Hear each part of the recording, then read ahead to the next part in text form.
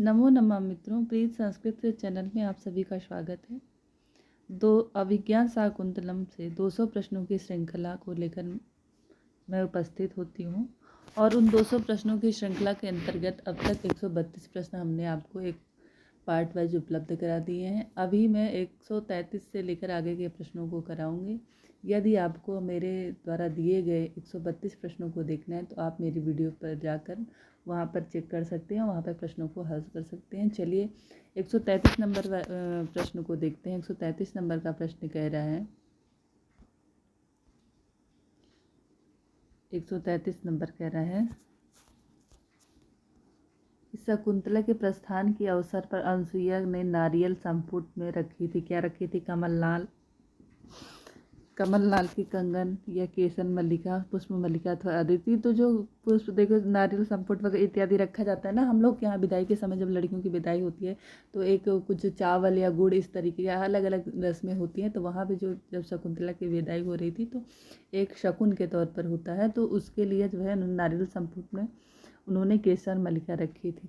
चलिए आगे प्रश्न देखते हैं। प्रश्न संख्या 134 कह रहा है कि वृक्षों ने कर्ण को उत्तर दिया प्रतिध्वनि में वन देवता के द्वारा, कोकिल ध्वन के द्वारा या मयूर के द्वारा। तो जो वन देवता है, वन देवता ने उत्तर दिया था ना, तो वन देवता के द्वारा जो है उत्तर दिया था, वृक्षों ने उत्तर दिया था कर्ण को वन देवता के द्वारा। चलिए अगला प्रश्न देखिए, प्रश्न संख्या 135। प्रश्न संख्या 135 कह रहा है,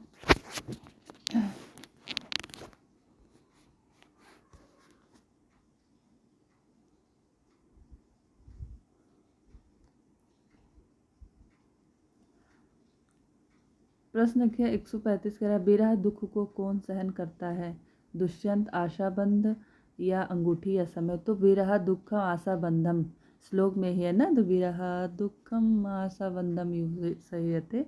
तो आशाबंधन कौन संहत करता है? तो आशा रूपी बंधन जो होता है वो अत्यंत बड़े से बड़े दुख को भी, एक आशा यदि आप पाले हुए हैं तो कितना बड़ा भी कि दुख है, कभी ये मतलब जैसे आदमी किसी अभाव में जी रहा है तो सोचता है हाँ कभी ये कटेगा, और फिर तो कितने से भी बड़ा से बड़ा दुख हो आगे जो है हम ऐसा करेंगे ऐसा करेंगे, वो जो है आशा रूपी बंधन उसको आदमी को बांधे रहता है ना, और उसको सहन करने की एक शक्ति देता है। ऑप्शन नंबर का आपका सही होगा। चलिए एक अगला प्रश्न देखिए। प्रश्न संख्या 136 कह रहा है कि विषकंभक में प्रयोग किया जाता है, विषकंभक में प्रयोग किया जाता है नीच पात्र का, कई नीच पात्रों का, उत्तम पात्रों का, एक मध्यम अथवा दो मध्यम पात्रों का। तो जो विस्कंभक होता है, विस्कंभक होकर होता क्या है? तो दो पात्रों के द्वारा भूत भविष्य मतलब भूत भविष्य की जो चर्चा की जाती है, भूत की कहानी। जैसे देखिए शुरू में ही अभिज्ञान शाकुंतलम में विस्कंभक आया है, तो शकुंतला और चर्चा करती हैं कि विवाह हो चुका है चतुर्थ अंक में, और फिर भविष्य की चर्चा करती हैं कि आगे राजा दुष्यंत क्या करेंगे, इस टाइप की चर्चा करती हैं।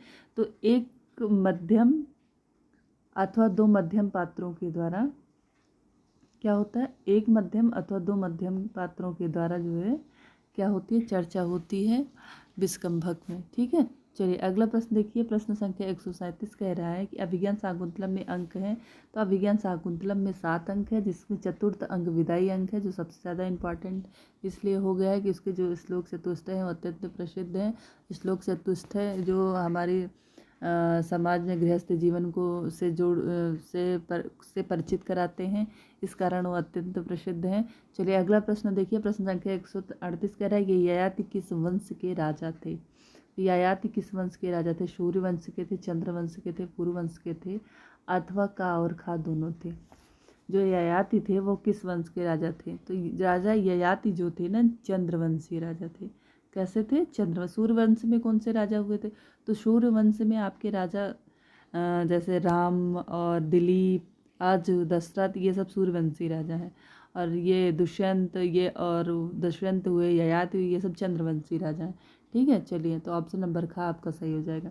अगला प्रश्न है, प्रश्न संख्या 139 कह रहा है कि नेपथ्य में बैठने का स्थान होता है सामाजिक का, कवि का, पात्रों का, अथवा तीनों का। नेपथ्य में यानी पर्दे में बैठने का किसका स्थान होता है? क्या सामाजिक का होता है, या कवि का होता है, या पात्रों का होता है, अथवा तीनों का होता है? बताइए किसका होता है।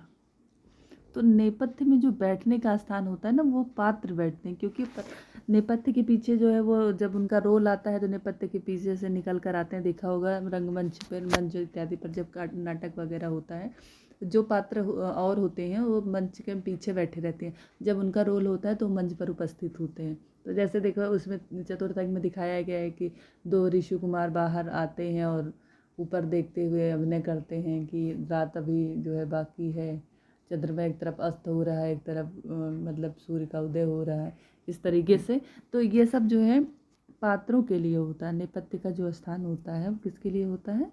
पात्रों के लिए। ऑप्शन नंबर आपका ग सही हो जाएगा। चलिए अगला प्रश्न देखते हैं। प्रश्न संख्या 140 पर आते हैं। 140 कह रहा है कि कदा नु भूयस तपोवनम प्रेक्षिप्यत। यह उक्ति है अनसुईया की, प्रियंवदा की, शकुंतला की अथवा काश्यप की। कदा नु भूयस तपोवनम प्रेक्षिष्ये।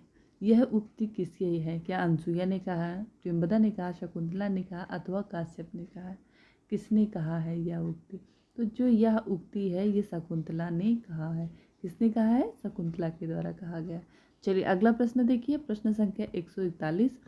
प्रश्न संख्या 141 कह रहा है कि ना युक्तम अन्योह तत्र। यह उक्ति किसकी है? अनसुईया की, प्रियंवदा की, शकुंतला की या काश्यप की? किसकी उक्ति है? तो यह उक्ति जो है वो काश्यप यानी कर्ण ऋषि है कि ना युक्तम अन्यो तत्र। यह उक्ति वहाँ अन्य तत्र अन्य कोई उक्ति नहीं है, ऐसा किसने कहा? तो काश्यप या कर्ण ऋषि ने कहा है 141 में। चलिए अगला प्रश्न संख्या 142 और लास्ट प्रश्न है इस श्रृंखला का। 142 प्रश्न कह रहे हैं कि अद्य प्रवृत्ति दूर प्रवृत्ति ते खलु भविष्यामि। यह उक्ति है।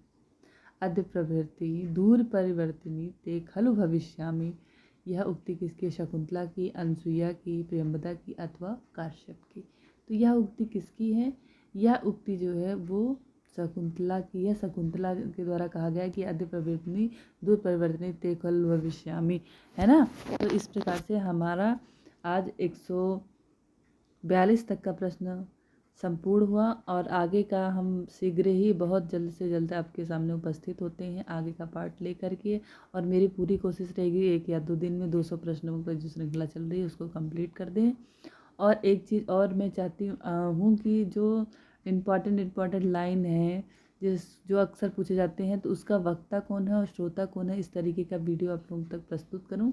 आप लोगों की क्या राय है कमेंट बॉक्स में टाइप करके बताइएगा।